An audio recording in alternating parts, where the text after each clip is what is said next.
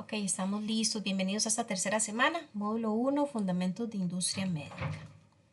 Como siempre, hacerles la invitación cuando tengan gusto de participar con algún aporte, bien sea a través del micrófono o del chat, o inclusive si se presentara alguna preguntita, ¿verdad? Pues tengan toda la confianza, por favor, de participar.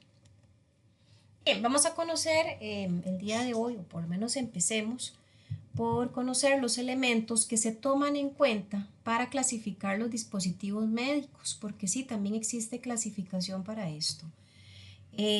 Existe, ¿verdad? Dentro de esos parámetros lo que es la descripción del dispositivo, la intención de uso y el riesgo, que de hecho es un tema que abordaremos más adelante. Habíamos mencionado hace unas semanas atrás que a nivel de industria médica, así como en otras industrias, existen agentes reguladores o entidades reguladoras que hacen todos sus esfuerzos en pro de que este tipo de dispositivos, ¿verdad?, sean funcionales, pero también sean seguros para las personas, ¿verdad? Sabemos que con la salud, con la vida de las personas, no se puede jugar. Pues entonces, precisamente para lograr esto, estas personas o estas entidades hacen sus esfuerzos en lograr y garantizar esta seguridad. A nivel internacional tenemos dos grandes referentes, lo que es la FDA, que está de hecho ubicada en los Estados Unidos, pero que tiene una cobertura y también un nivel de protección, llamémoslo así, de forma internacional de mucho reconocimiento.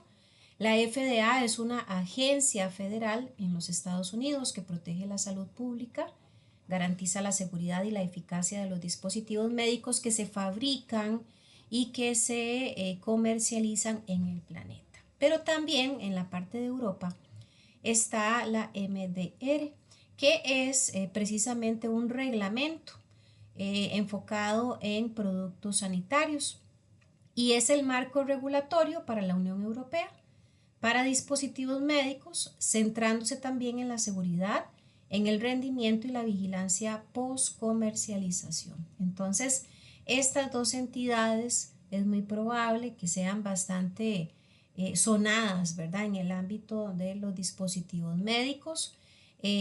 Son, llamémoslo así, el papá de los tomates, ¿verdad? Los que dan el banderazo para que un producto pueda salir al mercado o no, y también tienen la potestad inclusive de hacer una, una salida, ¿verdad? O los recall que llaman, de productos que ya estando en el mercado presenten irregularidades o que inclusive estén mostrando niveles de riesgo sobre la vida de las personas y que por ende pues no pueden continuar estando disponibles, tienen esa potestad de hacer una sacada, una salida del mercado.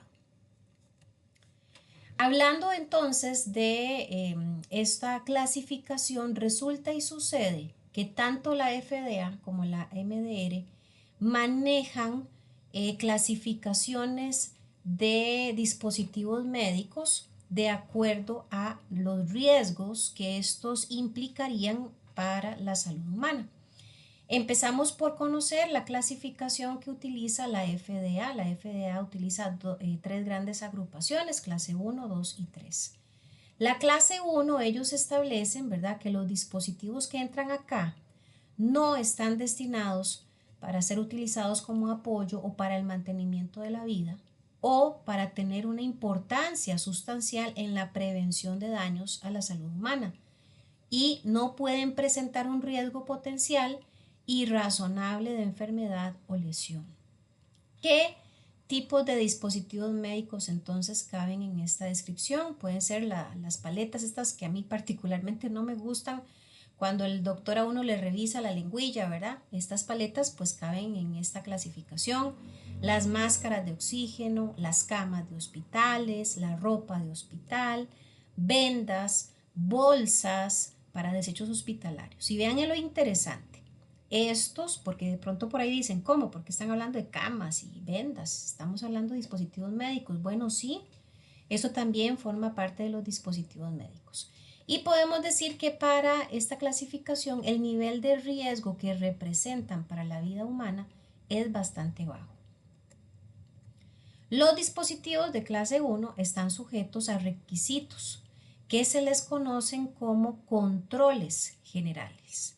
¿Y qué son esos controles generales? Pues son varios elementos. De hecho, aquí en pantalla no los vamos a leer todos, pero se mencionan, ¿verdad?, algunos elementos a considerar dentro de controles generales: la adulteración, el etiquetado incorrecto, registros y listados de dispositivos, dispositivos que son prohibidos, notificaciones, registros y dispositivos que son también restringidos. Entonces, la FDA establece, ¿verdad?, estos controles muy generales, porque aunque estemos hablando de que tienen un nivel de riesgo bajo, no significa que no se vayan a hacer esfuerzos porque sean fabricados, ¿verdad?, dentro de las normas eh, normales y regulares que protegen al futuro paciente. O sea, no es que por ese nivel bajo vamos a hacernos de la vista gorda o de pronto vamos a tener un menor nivel de calidad. No, no, no, no. ¿Verdad? Inclusive vemos en estos elementos en pantalla pues que son aspectos que deben cumplirse, ¿verdad?, por parte del fabricante para que puedan ser comercializados. ¿Ok? Luego tenemos los clase 2. Aquí entran los dispositivos que presentan un riesgo moderado, medio, ¿verdad?, para los pacientes y que requieren controles especiales para garantizar su seguridad y eficacia. Más allá de los controles generales, que es la lista que acabamos de ver, entonces, ¿qué me dice acá? Que los clase 2 requieren que se tomen en cuenta esos controles generales, pero aparte hay que sumar controles especiales. Ahora, antes de conocer qué son esos controles especiales, vamos a ver ejemplos de dispositivos que caben en esta clasificación. Aquí pueden ser los catéteres, suturas absorbibles, jeringas, sillas de ruedas eléctricas, los guantes quirúrgicos, los kits de pruebas de embarazo y lentes de contacto. Esos controles especiales hacen referencia entonces a que se establezca el rendimiento del dispositivo, que haya una vigilancia posterior al mercado, un registro de pacientes, requisitos especiales de etiquetado, requisitos de datos previos a la comercialización y guías. Entonces, vuelvo y repito, conforme vamos subiendo, llamémoslo así, la clasificación, hay mayor control, porque precisamente el nivel de riesgo es un poco más elevado que el anterior. Y luego tenemos la clase 3, que aquí entran los dispositivos que sostienen o sustentan la vida, que se implantan o presentan un riesgo potencial no razonable de enfermedad o lesión. Solo el 10% de los productos sanitarios entran en esta categoría. Ejemplo de estos dispositivos: válvulas de reemplazo cardíaco, marcapasos, ventiladores de alta frecuencia, monitores de obtención de muestras de sangre fetal, prótesis implantadas, entre otros. Así que aquí el nivel de riesgo que representan para la vida humana es alto. Y como es alto, no solamente se les exigen los controles generales de la clase 1, los controles especiales que se adicionan a la clase 2, sino que aquí sumamos una tercera lista de requerimientos que se llaman notificación previa a la comercialización, donde por ejemplo se valora o se exige más bien una revisión rigurosa. Se solicitan evidencias de seguridad y eficacia del dispositivo, aprobaciones obligatorias emitidas por la FDA, inclusive una vigilancia postmercado. O sea, no es que la empresa vino, vendió la válvula y se lavó las manos y se desentiende. No. Aquí, cuando entran en esta clasificación, la compañía tiene la obligación de dar un seguimiento, ¿verdad?, de los efectos o del rendimiento que haya generado ese dispositivo una vez que ya ha sido colocado en, por ejemplo, un cuerpo humano. De manera que aquí pues hay una mayor vigilancia, por supuesto, frente a alguna anomalía, frente a alguna alguna situación, ¿verdad?, que no era lo esperado, obviamente la empresa va a tener que responder. ¿Ok?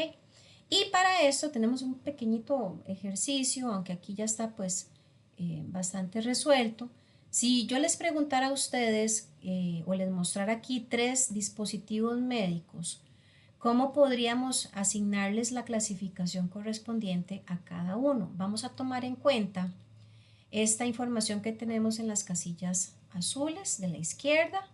Si estamos hablando de una clasificación 1, se le va a asignar la letra B. Si es clasificación 2 o clase 2, se le asigna la letra C. Y si es clase 3, la letra A. Entonces, vamos a empezar por la clasificación 1, que sería este que está aquí en la esquina. Vémoslo acá. ¿Verdad? Es un estetoscopio y es manual, es un dispositivo mecánico utilizado para proyectar los sonidos asociados al corazón, arterias, las venas y órganos internos. Este dispositivo no es para nada, o más bien, voy a cambiar las palabras, tiene un nivel de riesgo muy bajo. ¿Verdad? No va a afectar la salud ni la vida de un paciente, porque más bien su particularidad es que funciona externamente, simplemente para conocer algunos signos en un corto tiempo. Por ende, esto es clasificación 1, bajo riesgo. ¿Ok? Vamos ahora con el de clasificación 2, que sería este de acá, que es un cable guía para catéter. Es un cable en espiral diseñado para encajar en el interior de un catéter percutáneo con el fin de dirigir el catéter a través de un vaso sanguíneo. El nivel de riesgo que este representa en el cuerpo de un paciente es medio, porque va a estar, llamémoslo así, invasivamente solamente por un periodo de tiempo corto. Lo que hace es guiar el catéter como tal sí va a quedar implantado, pero este cable es solamente una guía. Por eso es un riesgo moderado. Y por último tenemos este que está acá, déjenme ajustar pantalla.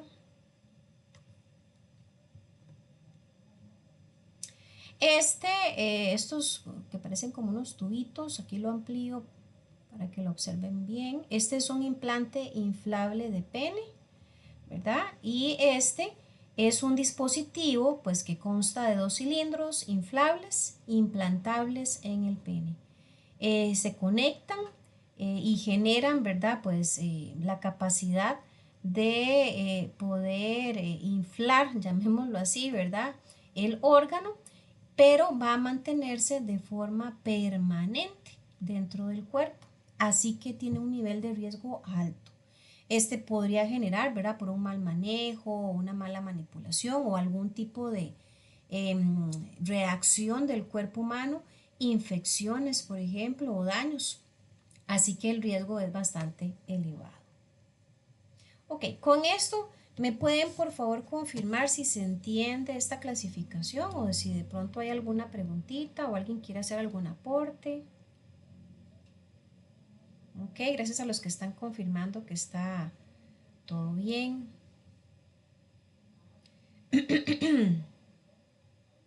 Bien, recordemos que esta clasificación es la que utiliza la FDA.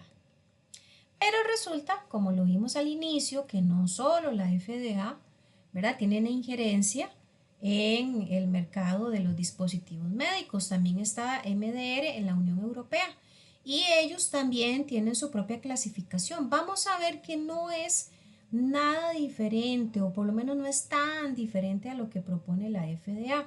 Ellos prácticamente lo que hacen es adicionar una clasificación extra. Aquí, por ejemplo, ellos trabajan con clase 1, clase 2A, clase 2B y clase 3. Ok, vamos a ir viendo, al igual que la información anterior, ¿En qué consiste esta clasificación? La clase 1 cubre dispositivos no invasivos, quiere decir que no tocan al paciente o solo entran en contacto con la piel intacta. Aquí ejemplos: vendas, guantes, termómetros simples, un nivel de riesgo bajo, y aquí aplican unas reglas. Ellos, llamémoslo así, manejan pues un manual de reglas donde se establece con detalle qué dispositivos ingresan en esta clasificación. Para esto se trabajan con las reglas que van de la 1 a la 4. Pero si lo vemos, ¿verdad? En comparación con la clasificación de la FDA, es igual. Clase 1 para FDA y para MDR es igual. Tiene la misma tendencia, aunque al final de la explicación vamos a ver una pequeña ahí, comparación, pero básicamente es lo que les estoy comentando. Luego tenemos la clase 2A, que cubre dispositivos invasivos, es decir, aquel que se introduce en el cuerpo, ya sea a través de una herida en la piel o una abertura en el cuerpo. Pueden ser audífonos, catéteres cortos y software médico básico. Aquí el nivel de riesgo es moderado, se aplican las reglas que van de la 5 a la 8. Este también es idéntico al de la FDA, solo que ellos lo que hacen es separarlo o dividirlo en A y B. Vamos a ver lo que dicen el B. El B cubre dispositivos activos, o sea que dependen de una fuente de energía eléctrica. Esa básicamente es la diferencia. Y de cualquier otra fuente de energía que no sea la generada por el cuerpo humano o por la gravedad. Entonces, la FDA mete, llamémoslo así, en un mismo vasito, ¿verdad? Los dispositivos de nivel de riesgo moderado. La MDR utiliza dos vasitos donde simplemente va a separar los que son, llamémoslo así, que no requieren una fuente eléctrica de los que sí la requieren. Pero el nivel de riesgo aquí es un moderado alto. El anterior es un moderado, este es moderado alto, por precisamente la presencia de electricidad. Y luego tenemos la clasificación o clase 3, que son reglas especiales que cubren los dispositivos que no entran en los primeros sets de reglas. O sea, todo lo que no entró en la clase 1 y 2A y B entra aquí. Por ejemplo, todo lo que tenga una composición de nanomateriales. Aquí ejemplos: los marcapasos, los stents, software de IA, ¿verdad? Inteligencia artificial terapéutica. Y aquí el nivel de riesgo es alto, muy alto. Bien, aquí venía un poquito pues la diferenciación, ¿verdad? Esas dos clasificaciones la aprovechamos con un dispositivo específico como es la válvula cardíaca, ¿verdad? Esta se clasifica como un dispositivo médico de clase 3, tanto para la FDA como para MDR. En la FDA, la clasificación se basa en el riesgo potencial para la salud y en la necesidad de un control riguroso. La clase 3 es la categoría, recordemos, más alta de riesgo y requiere una evaluación exhaustiva por parte de la agencia reguladora antes de su comercialización. Por su parte, la MDR, ¿verdad? La clasificación que también trabaja clase 3, se realiza siguiendo la regla 8 de clasificación, que se refiere a los dispositivos médicos implantables activos y sus accesorios. La válvula cardíaca, al ser un dispositivo médico implantable activo, entonces entra en esta clasificación. O sea, básicamente, ¿verdad? Lo que es la asignación del riesgo de ambas entidades es la misma. Lo único, ¿verdad?, que puede diferenciarse por ahí son pequeños detalles muy técnicos, ¿verdad? Ellos hablan, por ejemplo, en el caso de la MDR, esa separación de la parte eléctrica. La FDA no lo considera necesario. Pero en todo caso es importante, y por lo menos yo los invito, ¿verdad? Si ya tienen la oportunidad de trabajar en industria médica, conocer los dispositivos que se fabrican en la empresa donde trabajan y también indagar un poco acerca del nivel de riesgo o de la clasificación donde se encuentran estos. Entre más elevado sea el riesgo o la numeración, por decirlo de alguna manera, más probable ¿verdad? Es que haya, frente a una falla, frente a una situación que no era deseada en ese dispositivo, se puede quebrantar o dañar más fácilmente la salud de una persona, el paciente, la persona que a futuro va a utilizar. Ok, hasta acá alguna preguntita, jóvenes. Ok, gracias por confirmar que está claro. Excelente. Bien, no sé si ustedes de pronto por ahí, ¿verdad? Se han eh, puesto a pensar acerca de lo que es el registro de un dispositivo médico para la venta, ¿verdad? Según la FDA, para que un dispositivo médico pueda entrar en el mercado, tiene que cumplir con una serie de requisitos, dentro de los cuales, por ejemplo, la FDA exige en temas del registro como tal que se presenten estos 6 elementos que vemos en pantalla y que vamos a ampliar a continuación. Tiene que cumplirse con una notificación que se llama 510K, que es un formulario. También tiene que haber una solicitud de clasificación, una aprobación previa, una exención de dispositivos humanitarios, una exención de dispositivos de investigación y una autorización de uso de emergencia. O sea, para que el dispositivo entre en el mercado tienen que haberse cubierto este tipo de registros. Por ejemplo, el primer registro, ¿verdad? Que hace ahí mención, es este formulario que se llama 510K. Esta es la notificación previa a la comercialización. Pretende demostrar que el producto que se va a comercializar es al menos tan seguro y eficaz como un dispositivo comercializado legalmente que no requiera un pre-market approval o una aprobación previa a la comercialización. ¿Qué pasa? Aquí quiero que entendamos que estamos viéndolo desde el punto de vista de un producto completamente nuevo, que la empresa no ha comercializado antes. Entonces, para que entre en vigencia esta comercialización de un producto totalmente novedoso, tiene que existir esta documentación. Y resulta que este formulario 510K tiene 3 formatos, llamémoslo así. Está el formato tradicional, el abreviado y el especial. Si es el tradicional, que es el más común, lo que esto implica es que el remitente proporcione información descriptiva, como por ejemplo las indicaciones de uso de ese dispositivo, con qué tecnologías se puede utilizar, los resultados de las pruebas de rendimiento que éste ofreció para demostrar que que es seguro, ¿verdad? Si fuera un formulario abreviado, va a proporcionar recomendaciones sobre un enfoque opcional que puede usarse para demostrar una equivalencia sustancial en las notificaciones previas a la comercialización. Utiliza documentos de orientación, controles especiales y estándares de consenso voluntario para facilitar la revisión previa a la comercialización de la presentación eh, tradicional que la FDA exige. Y también está la versión especial, que es una vía opcional para determinadas modificaciones de dispositivos bien definidas cuando el fabricante modifica su propio dispositivo legalmente comercializado.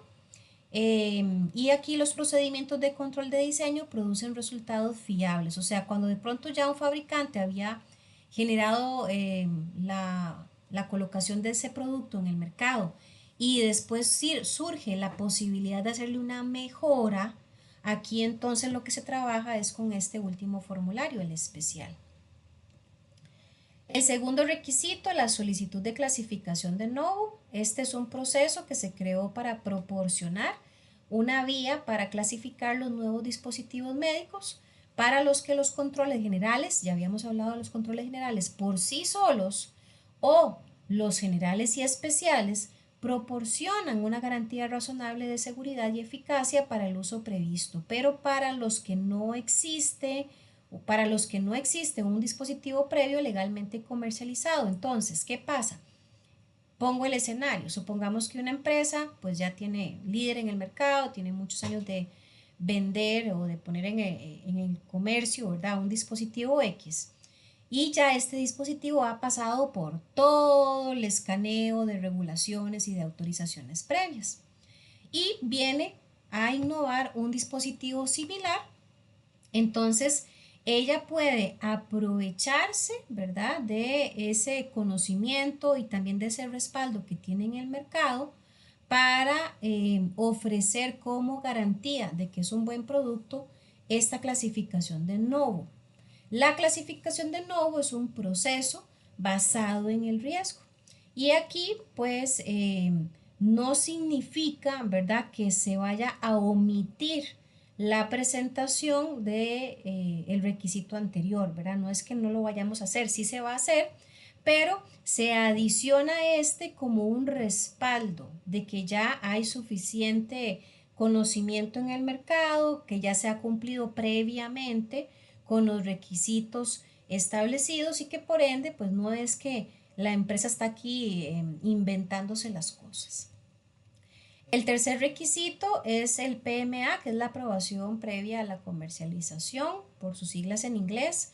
Es el proceso de revisión científica y reglamentaria que exige la FDA para evaluar la seguridad y la eficacia de los dispositivos médicos que son de clase 3. Dispositivos de soporte vital o mantenimiento de la vida humana, recordemos. Es el tipo más estricto de aprobación previa a la comercialización por parte de la FDA.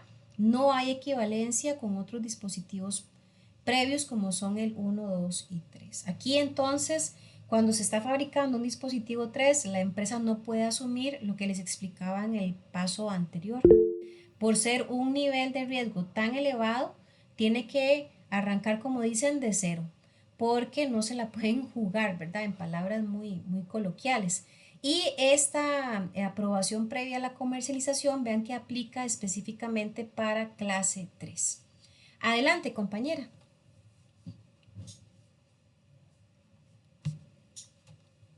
Recuerde abrir el micrófono. Gracias, profe. Buenas tardes. Buenas Tengo tardes. una duda. Sí. ¿Qué pasa, digamos, si se aprueba hacer un producto X? Ujú. Pasa el tiempo, ¿verdad? Ya lo aprobó la FDA, Ajá. ¿verdad? Pero y como la tecnología va avanzando y todo, y años después llega, no sé, algún robot o algo así, y quieren implementar ahora con el robot. ¿Tienen que volver a hacer todo el proceso desde cero? Depende, ¿verdad? Si estamos hablando de que ese dispositivo médico era, llamémoslo así, equivalente a lo que el robot, como usted menciona, también va a hacer, se tiene que hacer o cumplir más bien con el requisito que estamos viendo en pantalla y que estábamos desarrollando. Si es un nivel de riesgo 3, sí o sí, empieza desde cero. Aquí no cabe, ¿verdad? Que usted tenía mucha experiencia o que ya tiene muchos años en el mercado fabricándolo, aunque sea una implementación que obedece a la tecnología, llamémoslo así. Si es clase 3 siempre esto hay que manejarlo, como dicen, con lupa.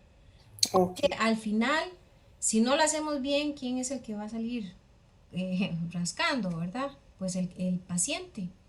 Y yo siempre les digo a mis estudiantes, hasta repetidas veces, ustedes en adelante, los que ya trabajan en empresa de dispositivos médicos y los que vayan a formar parte de esta futuro, tienen que pensar que desde las actividades o tareas más sencillas que ustedes realizan en su puesto de trabajo, hasta esas pueden generar un impacto negativo en un paciente. Ahora, si yo escucho la palabra paciente, de pronto esa es una palabra a la que yo no le pongo una cara, un rostro.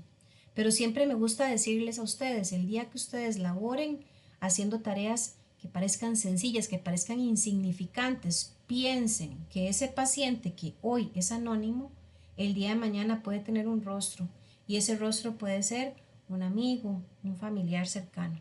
Entonces, con mucha más razón, mantener esos niveles de seguridad, de razonabilidad, de responsabilidad en mis tareas. Y a lo largo de toda la carrera vamos a ver que siempre se toca mucho esta parte de responsabilidad, porque a veces hay individuos, ¿verdad? Que, ay, nadie me está viendo.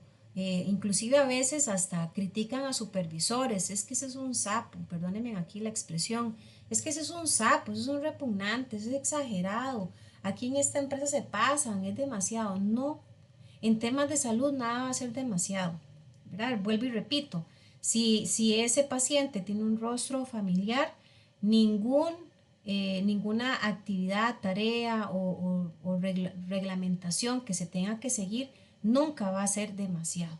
Entonces, lo que aquí también interesa, siempre por supuesto, es que entendamos todo lo que ocurre atrás de escenario, ¿verdad? Porque tal vez uno como el día de mañana como operario o como encargado del área de calidad, de pronto uno nada más ve, lo mandan a hacer, venga, usted tiene que ensamblar esta pieza con esta, pegue esto, junte esto y ya. Y no nos damos cuenta de nada de lo que hubo previamente a esa fabricación, ¿verdad? Un montón de procedimientos, un montón de negociaciones, un montón de requerimientos que hay que cumplir. Inclusive, puede ser que aquí hayan hasta historias, ¿verdad? Donde eh, se hayan presentado situaciones de que después de haber fabricado un lote completo de productos, simplemente la FDA vino y dijo, no, no pueden salir a la venta. ¿Y ahora qué hacemos? Deséchelos. Porque simple y sencillamente en algún momento del proceso hubo una falla, no la detectaron a tiempo, no se le dio el seguimiento correcto y ahí, aparte de representar un daño económico sustancial para el negocio, se puede afectar la imagen del negocio porque ustedes saben que por más que se intente resguardar algunas situaciones, cuando hay casos muy extremos, todo tarde o temprano sale a la luz. Y una empresa donde de pronto han habido muchas inconsistencias, probablemente vayan a haber inversionistas que desistan de elegirlas para que fabriquen sus productos. Entonces hay que ver todas esas variables, ¿verdad? Realmente la labor en este tipo de empresas es muy importante, pero de un nivel de responsabilidad también elevado. Le agradezco muchísimo, compañera, ahí por la consulta que aportó por acá. Ok. El cuarto requisito es el HDE, ¿verdad? La excepción de dispositivos humanitarios. Esta proporciona claridad a la industria y al personal de la FDA sobre prácticas de revisión actuales para el programa de exención de dispositivos humanitarios. Los dispositivos médicos que son destinados a beneficiar a los pacientes en tratamientos o en diagnósticos de una enfermedad o condición que afecta o se manifiesta en no más de 8.000 individuos. Por eso el nombre, excepción de dispositivos humanitarios. Hay productos que son fabricados, llamémoslo así, para una población mundial muy pequeñita, ¿verdad? Personas que lamentablemente, pues, algún problema congénito les generó una situación de salud que es una en 1.000.000, por decirles algo. Entonces se fabrican ese tipo de productos tan excepcionales, y por lo excepcional a veces se requieren pues una aprobación muy particular. Ese sería un cuarto requisito. Luego tenemos el quinto, que es la excepción de dispositivos de investigación. Existe una, o más bien esta permite utilizar el dispositivo en investigación en un estudio clínico con el fin de recopilar datos sobre seguridad y eficacia. Los estudios clínicos suelen realizarse para respaldar eh, esa, ese una prerevisión, ¿verdad? Antes de salir a la venta. Solo un pequeño porcentaje de los formularios 510 van a requerir datos clínicos para respaldar la solicitud. O sea, hay productos que inclusive dentro de esos requisitos, antes de la comercialización, van a tener que ser resguardados para investigación, ¿verdad? Donde se van a hacer pruebas, como dice aquí, clínicas, estudios clínicos, para corroborar, ¿verdad? Que funcionan bien, que tienen un buen desempeño, que cumplen con lo que se está deseando.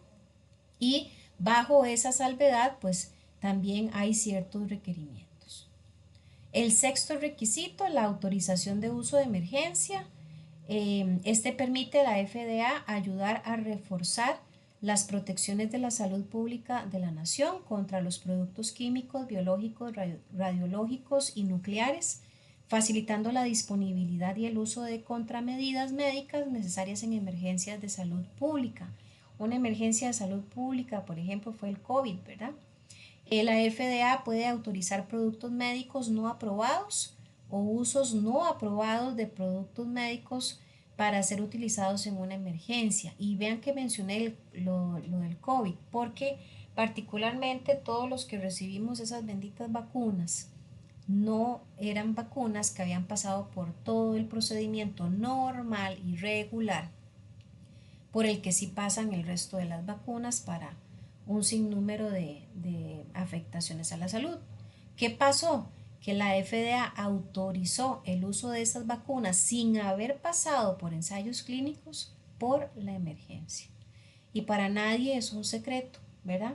Que lamentablemente las secuelas, los efectos secundarios de esas vacunas que no pasaron por todo el procedimiento salieron a la luz en el corto tiempo, con un montón de personas que fallecían, que empezaron a presentar situaciones de salud que no tenían antes, se les acortó prácticamente la vida, ¿verdad? Gente muy joven que había sido siempre saludable, de pronto tuvo las vacunas y rapidito falleció por situaciones que, bueno, yo sé que los medios dicen razones que no se conocen, pero después de muchos estudios, ¿verdad? Siempre ha salido ahí a la luz que es parte de ese efecto rebote, ¿verdad? Se utiliza para una emergencia, pero hay un nivel de riesgo que es que hayan efectos secundarios en una parte de la población. Y es triste lo que voy a decir, pero así lo dicen los expertos.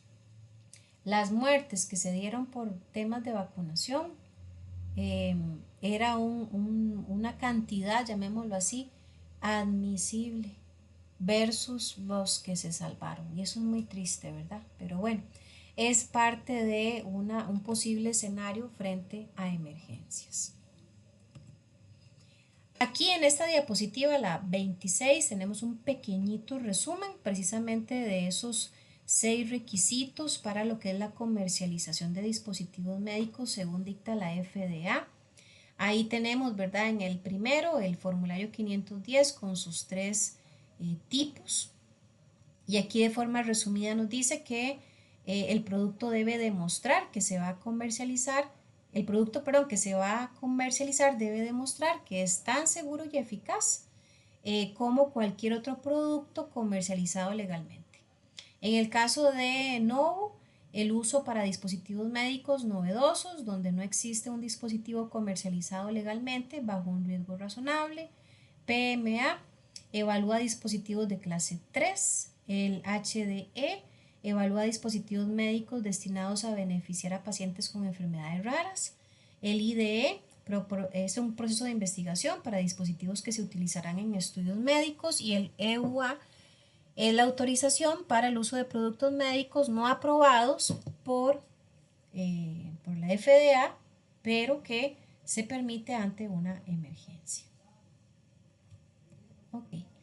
Otro elemento fundamental de industria médica que de hecho nos va a acompañar a lo largo de todo el programa, lo vamos a estar mencionando bastante, son las BPM o bien las buenas prácticas de manufactura. Las prácticas fundamentales, ¿verdad? En la industria médica giran en torno a ellas. Un conjunto, ahora, ¿qué son las BPM? Son un conjunto de normas y de procedimientos que se establecen dentro de las empresas y que garantizan la calidad, la seguridad y la eficacia de los productos médicos y farmacéuticos. Estas prácticas abarcan la capacitación del personal, la higiene de las instalaciones, el control de la calidad de los materiales y procesos y la documentación detallada de cada etapa de la producción, desde la materia prima que se recibe hasta el producto final que sale a la venta.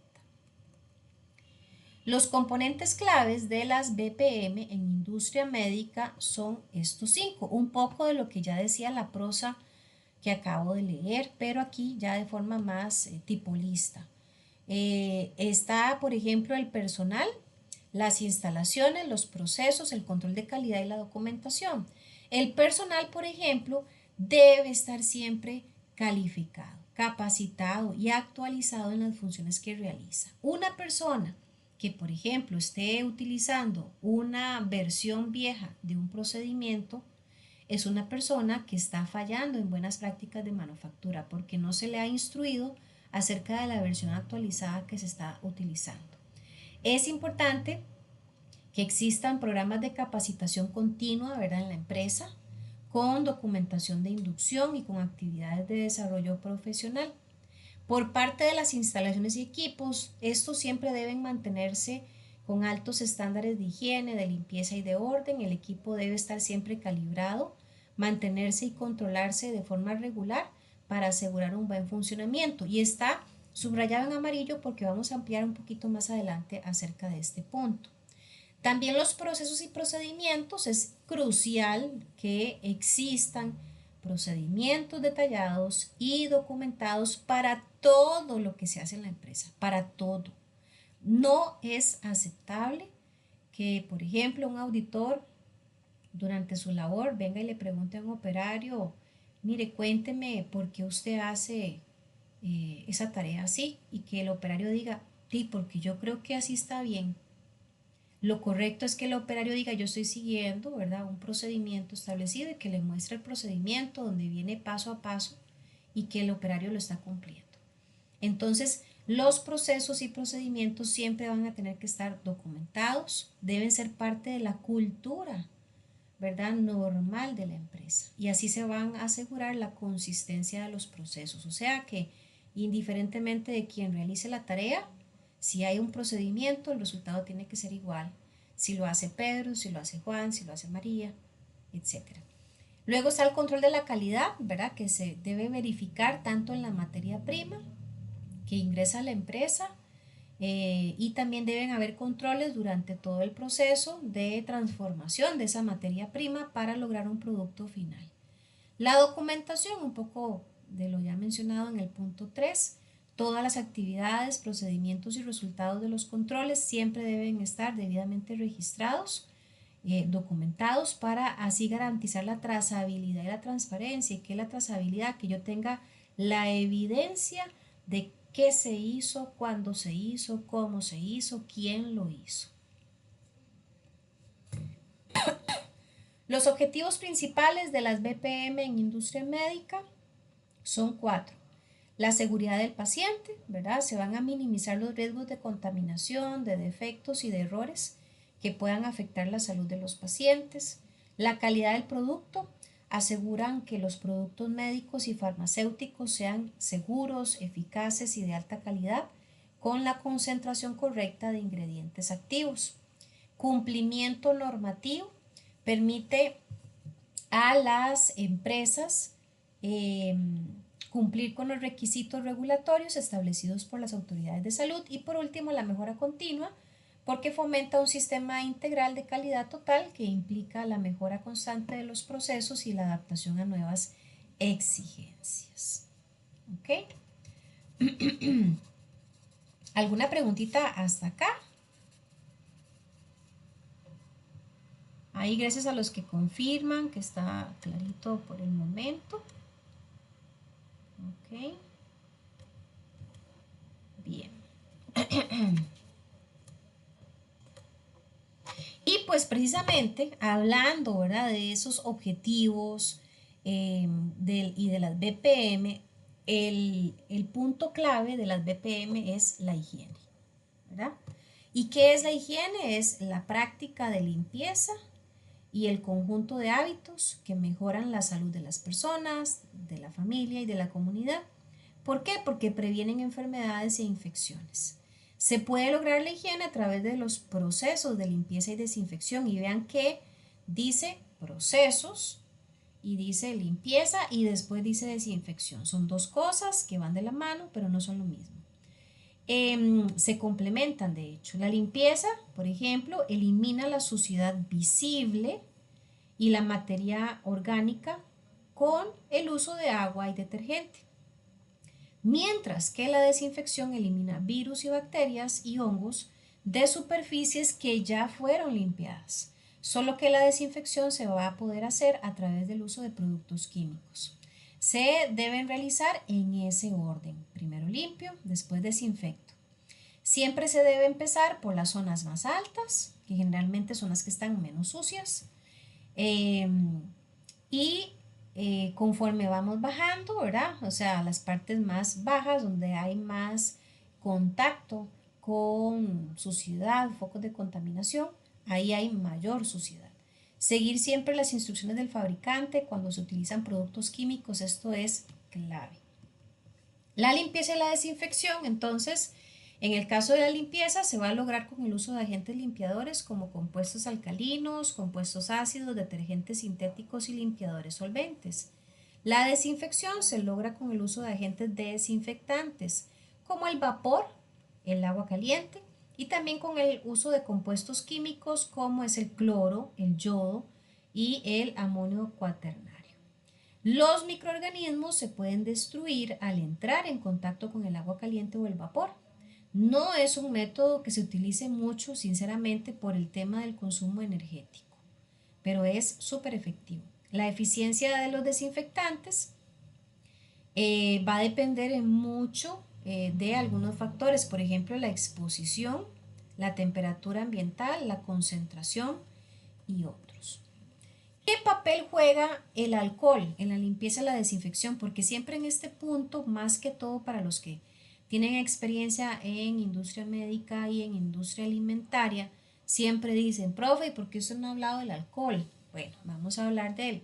El alcohol, principalmente el etílico y el isopropílico, actúan como antisépticos, una palabrilla ahí que también vamos a ampliar después, y como desinfectantes porque dañan la membrana celular de los microorganismos y desnaturalizan sus proteínas, lo que lleva a la inactivación y a la muerte de las bacterias, como hongos y virus, por ejemplo el COVID-19 que mencionábamos antes. Su eficacia va a depender de la concentración. En el caso del alcohol, lo óptimo es que tenga entre un 60 y un 90%. Tiene particularidades, por ejemplo, una rápida evaporación y la capacidad para disolver grasas y residuos, lo que lo hace ideal para limpiar superficies y preparar la piel antes de procedimientos médicos. El alcohol etílico es común en la desinfección de piel y superficies, especialmente en entornos médicos, a concentraciones del 70%. Por otro lado, el alcohol isopropílico también se usa para desinfección y es particularmente útil para disolver grasa, suciedad y residuos en superficies, además de su rápida evaporación. Por ahí siempre me gusta acotar que el año pasado una compañera aquí aportaba, ¿verdad?, un dato interesante. Ella decía que aparentemente se está haciendo un estudio acerca del uso del alcohol en industria médica. Ustedes saben que en industria médica hablamos, por ejemplo, de cuartos controlados, cuartos limpios, donde absolutamente todo está controlado, valga la redundancia, desde el punto de vista temperatura, partículas por millón, luz, humedad, etc. Y resulta que el alcohol, como dice ahí, se evapora. Parece que esta investigación ha arrojado que esa evaporación puede estar dejando partículas suspendidas en el aire. Vean qué interesante. Entonces están midiendo, ¿verdad?, qué tipo o qué nivel de afectación puede generar para este tipo de espacios que acabo de mencionar y que son particulares de industria médica. Ahí les dejo el dato. Ok, entonces, hablando de los procesos de limpieza, ya hemos dicho que ambos son diferentes, pero se complementan. Primero tiene que limpiarse, después se tiene que desinfectar, no lo puedo hacer al revés. Así que vamos a ver un poquito qué actividades o tareas podemos abordar dentro de la limpieza y dentro de la desinfección. En la limpieza, por ejemplo, hay que preparar el área, retirar todos los objetos o los alimentos del área que se va a limpiar. Hay que eliminar la suciedad gruesa usando un paño seco o barrer, si es el piso, ¿verdad?, para retirar el polvo, los restos visibles de suciedad. Lavar con detergente, obviamente, y con agua, ¿verdad?, frotando las áreas necesarias. Luego se enjuaga para eliminar el detergente con bastante agua limpia y evitar que queden residuos del detergente, que esto es importantísimo. Una vez realizada este proceso de limpieza, se hace el de desinfección, donde hay que verificar la limpieza hecha, asegurándose que de la superficie verdaderamente esté libre de suciedad, para que el desinfectante, al ser depositado allí, sea efectivo. Se aplica el desinfectante, que generalmente, pues obvio, es una sustancia química. Siempre hay que seguir las indicaciones del fabricante, hay que leer la etiqueta. Si hay que, o si se puede aplicar, por ejemplo, con cubeta, o es con un pulverizador o con paño. Dejar actuar. ¿Cuánto tiempo? Hay que leer la etiqueta. Si yo la dejo menos de lo recomendado, la desinfección no quedó bien, así como si lo dejo de más. A veces la gente dice, entre más lo deje, más bichos voy a matar. Y no, ¿verdad? Inclusive hay algunos productos que después de cierto tiempo ya pierden sus propiedades. Aclarar, si es necesario, algunos desinfectantes en la etiqueta solicitan que se haga un enjuague con agua. A veces, inclusive, hay etiquetas que dicen no enjuague. Hay que leer, obviamente. En caso de que la etiqueta no dijera aclarar, ¿verdad? Que es enjuagar, puede hacer que el paso siguiente sea propiamente hacer un segundo enjuague. Siempre cuando hablamos de enjuague es con agua limpia. ¿Okay? Ahora bien, para hacer la limpieza resulta y sucede que hay factores que podrían afectar qué tan eficiente sea o no. Vamos a desarrollarlos. Por ejemplo, va a depender el tipo de suciedad a remover, la calidad del agua, la temperatura del agua, el tipo de detergente que se utilice, la velocidad o la fuerza de fricción, por ejemplo, que se aplique, el tiempo de contacto con el detergente y la concentración del detergente.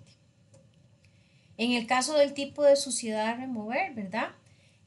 Hay varios tipos de suciedad, no sé si ustedes lo sabían. Está la suciedad gruesa, por ejemplo, donde vemos tal vez en una superficie hojas de papel, residuos de comida, ¿verdad? Pero también hay suciedad fina, como polvo o arena, o suciedad líquida, agua o aceites.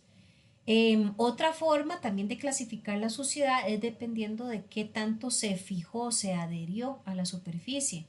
Entonces podemos hablar de suciedad libre, adherente o incrustada, donde en esta última inclusive se van a requerir acciones mecánicas o químicas para poder eliminarla. Y siempre me gusta también dar el ejemplo. Tipo de suciedad. No es lo mismo pensar en limpiar un servicio sanitario de un centro comercial a limpiar una mesa de comedor. No es lo mismo que estemos pensando en limpiar tal vez una herramienta de trabajo a estar pensando en limpiar el piso, por ejemplo, de una cocina. Entonces va a depender del tipo de suciedad, así las acciones a realizar. La calidad del agua siempre debe ser una agua limpia, libre de agentes patógenos, libre de metales tóxicos y libre de olores, porque de todas maneras el agua no debe tener olor. Es recomendable el uso de mangueras, ¿verdad? Para la aplicación del agua, siempre y cuando se utilicen pistolas de hule no metálicas para evitar la corrosión. Si se utilizan estañones o baldes plásticos, obviamente estos deben estar siempre limpios y mantenerse tapados para evitar que se contaminen. El tipo de detergente que se utiliza también va a ser clave. La acción limpiadora del agua puede mejorarse si le agregamos detergente o jabón. El tipo de detergente que se utilice debe ser compatible con el tipo de suciedad que se desea remover y con la clase de agua que se utiliza para limpiar.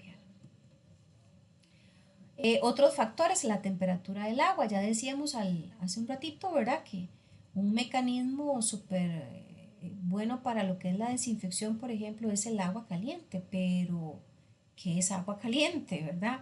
Porque inclusive se dice que no puede ser tan caliente que termine recocinando la suciedad, haciendo que se adhiera más a la superficie, ¿verdad? Ni tan poco caliente que no surta el efecto.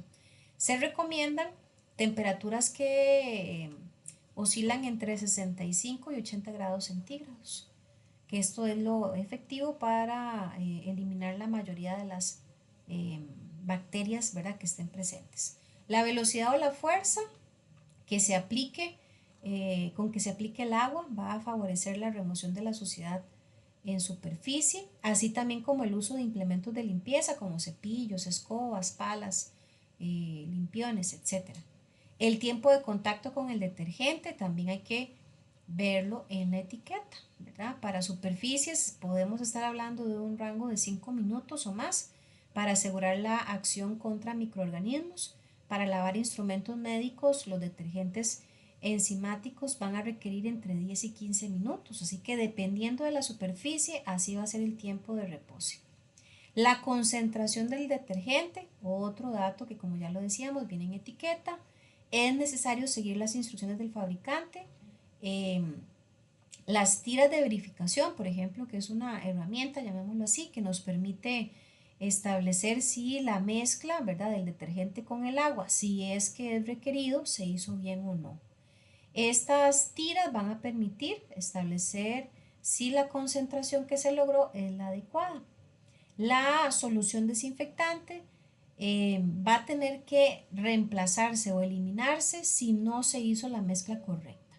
Siempre les digo a mis estudiantes, esto no es como la cocina, que usted se pone a hacer una sopita y le echa un poquito de sal y va probándola ahí de a poquitos para ver dónde llega al punto que usted quiere. La mezcla de desinfectantes, eso no se puede probar, o sea, no puedo venir y al ojo, al cálculo, le voy a echar un chorro de agua y le meto la tirilla para ver si lo logré y resulta que la tira me dice que no es la concentración adecuada, pero mucha calma, yo soy muy carga, voy a echarle un chorrito más de detergente y resulta que vuelvo a tomar la medida y tampoco, no. Si usted no lo hizo con instrumentos correctos y a la primera verificación con la tira no le salió bien, usted, dice la regla, tiene que desechar esa mezcla y volver a empezar de cero. ¿Ok? Bien, hasta acá alguna preguntita sobre tema de limpieza, desinfección. Ok, gracias por confirmar que estamos claritos. Excelente. Hablando de siempre de estas sustancias, bien sea limpiadoras o desinfectantes, rápidamente vamos a hablar sobre un tema que también es fundamental y es el almacenamiento de estos. Es increíble, pero las intoxicaciones causadas por productos químicos de limpieza y desinfección son más comunes de lo que ustedes se imaginan. También lo es el hecho de tener que tirar, o sea, botar mezclas de detergentes o de desinfectantes que caducaron, o sea, se vencieron. ¿Esto qué quiere decir? Que no hubo un buen manejo de inventario. Y esto es dinero y además también representa un riesgo muchas veces para el medio ambiente. No estoy diciendo que estos productos haya que echarlos ahí por un caño o por una pila, no. Se supone, estamos hablando de buenas prácticas de manufactura, que la empresa inclusive debe tener procedimientos acerca de cómo se debe desechar. Inclusive hay productos que no se pueden simplemente verter, ¿verdad?, sobre un tubo, sino que hay que almacenarlos porque una empresa eh, externa tiene que venir y retirarlos porque esa empresa pues posee procedimientos específicos para un buen manejo de ese tipo de sustancias. Aproximadamente un 20% del total de los accidentes laborales están relacionados con el mal almacenamiento de materiales. Y bueno, no solamente es entender que es un problema, un mal almacenamiento de estos líquidos, sino que necesitamos conocer las recomendaciones y que si el día de mañana está en nuestras manos almacenarlas, pues las tomemos en cuenta. Por ejemplo, hay que intentar siempre comprar o adquirir, esto obviamente en el caso del departamento correspondiente, químicos lo más inocuos posibles, o sea, lo menos tóxicos o dañinos posibles. Debe haber una correcta ventilación y protección frente al calor, a la luz del sol o a la humedad de las zonas donde se almacenan estas sustancias, porque a veces este tema de temperaturas puede generar alteraciones en los componentes. También garantizar que los recipientes siempre estén bien cerrados para evitar derrames o contactos peligrosos con los trabajadores que los manipulan. Disponer de una zona específica establecida para el almacenamiento de estos productos de limpieza y que, importantísimo, estén eh, bien señalizada la zona, ¿verdad? Que se sepa dónde va cada producto, que estén ordenados de acuerdo a su nivel de peligrosidad y también que sean accesibles, porque a veces hay gente que por desconocimiento se pone ahí a jugar de creativo, como decimos, y de pronto se le ocurrió poner allá una sustancia que era altamente corrosiva en la parte más alta de una tarima. ¿Y cómo hacemos para tener acceso a eso? O sea, eso es un riesgo muy alto. Aclarar también incompatibilidades entre productos químicos, porque resulta y sucede que hay productos que aunque estén en sus respectivos contenedores, no pueden estar cerca el uno del otro. Así que hay que ver lo que dice la ficha de seguridad de cada uno de estas sustancias para mantenerlos separados si fuera necesario. Todo siempre debe ser rotulado y etiquetado para identificar fácilmente cada producto. Aquí es interesante, ¿verdad? Que a veces hay gente que dice, ay, voy a reutilizar esta botellita que por aquí quedó botada. Voy a echarle un poquito de este producto, pero se le olvidó rotularlo. Y peor aún, aunque ahí me voy a adelantar porque creo que se menciona más adelante, hay sustancias que no pueden estar contenidas en cualquier botella, ¿verdad? Porque tal vez la materia prima de esa botella no es apta para la sustancia que vamos a depositar ahí. Siempre también debe haber un fácil acceso a los diferentes materiales de limpieza y que podamos retirarlos, digamos, de un estante o de una área sin riesgo de accidentes. Respetar siempre las recomendaciones de almacenamiento del fabricante respecto a temperatura, distanciamiento, hasta movimiento. O sea, al trasladar a veces una pichinga, por ejemplo, ¿verdad? De un punto a otro, dependiendo de la sustancia, no puede moverse demasiado. Hay que equipar a los trabajadores con los correctos equipos de protección personal, los EPP, un tema que veremos también la próxima semana, si Dios lo permite, para evitar irritaciones e intoxicaciones, ¿verdad? Hay sustancias que definitivamente hay que usar guantes, gafas, mascarilla, etcétera, porque son muy tóxicos. Para evitar derrames, siempre el área dispuesta para el almacenamiento de estas sustancias debería de tener bandejas o cubetas de retención de materiales que sean compatibles con esas sustancias. En el caso, por ejemplo, de que haya un derrame, eh, debe existir la presencia de productos químicos que sirven para absorber estas sustancias y evitar que se expandan más. Y que además facilitan también la recolección de la, del derrame. Igualmente, eliminar correctamente los materiales absorbentes impregnados con químicos tras los derrames. Utilizar primero los productos más antiguos, esto es por un buen manejo de inventario, para así evitar, ¿verdad?, que se almacenen tal vez productos que están a punto de vencerse o caducarse.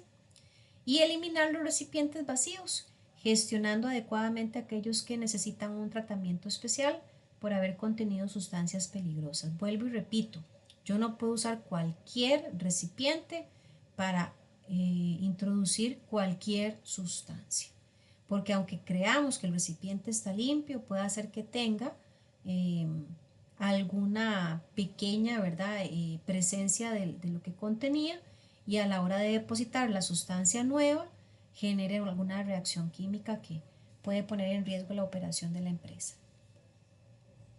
¿Preguntas, chicos, chicas? ¿Comentarios?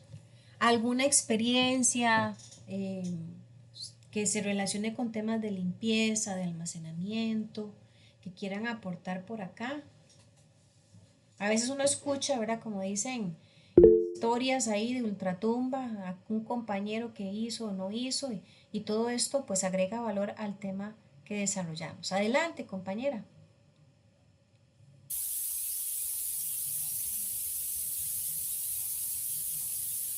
No le escuchamos.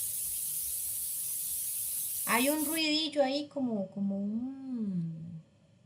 ¿qué decirlo? Como si uno estuviera escuchando un spray, pero no le escuchamos la voz. No, todavía se escucha ese sonido como extraño, pero no le escuchamos la voz. Si gusta también, si tiene oportunidad, puede escribir en el chat y yo la leo.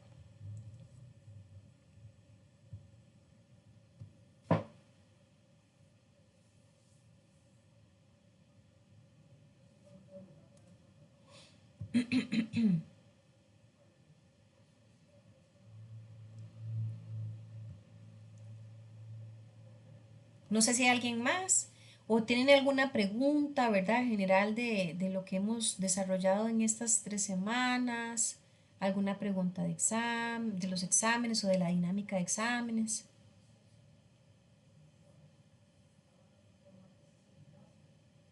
Ok. No sé si la compañera Ah, bueno, aquí ya veo el aporte.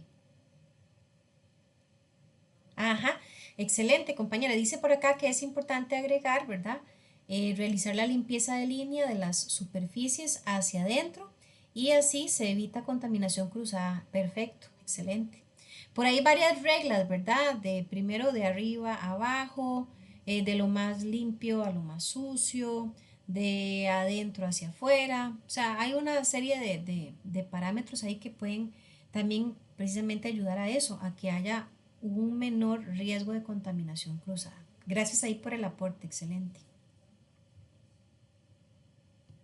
Ok, chiquillos, entonces, si todo está clarito por el momento, eso sería lo que tendríamos, pues, para el día de hoy. La prueba o el examen ya está disponible acá en plataforma, se los muestro para que vean las fechas, ¿verdad? Con cierre de hoy en 8 a las 12 mediodía, que cae 22 de abril. Cualquier cosita, ¿verdad? Ya saben que el mecanismo de comunicación es correo electrónico de IPEA. Porfa, no me escriban al WhatsApp porque sí se me complica bastante responderles por ahí. Debe haber siempre una evidencia de comunicación por el medio oficial que es correo de IPEA. ¿Ok? De mi parte sería todo. Agradecerles a los que tuvieron el chancito de participar acá en la clase.